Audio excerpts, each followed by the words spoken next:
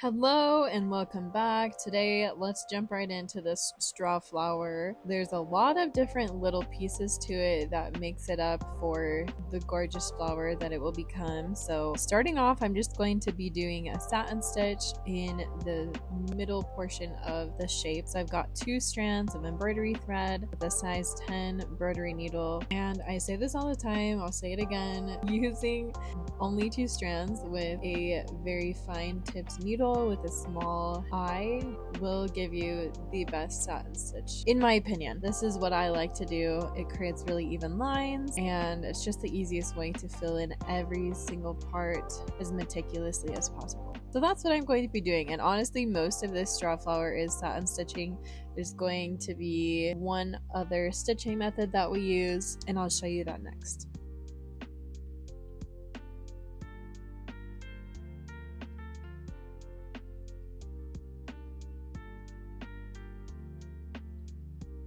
So now I'm going to use a split stitch. I'm still using the size 10 embroidery needle with 2 strands of thread, and I'm using a split stitch to trace the outline of the middle portion of my straw flower. I'm going to do this twice. I'm only going to show it once on this video, but just know that I went in right next to the first line and did another line around with another split stitch.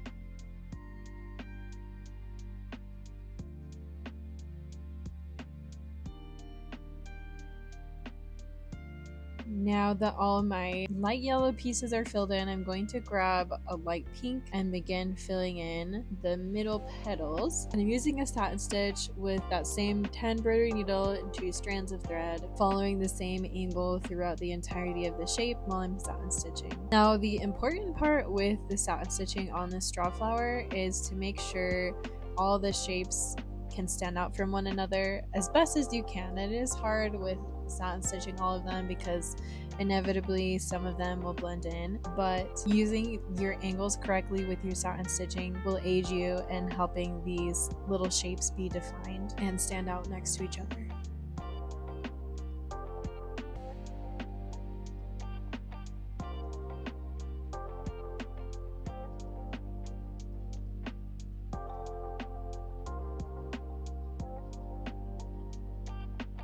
So as you can see, I'm just moving along, following the tallest angle of the shape and continuing straight with my satin stitching through the rest of the shape to fill it in.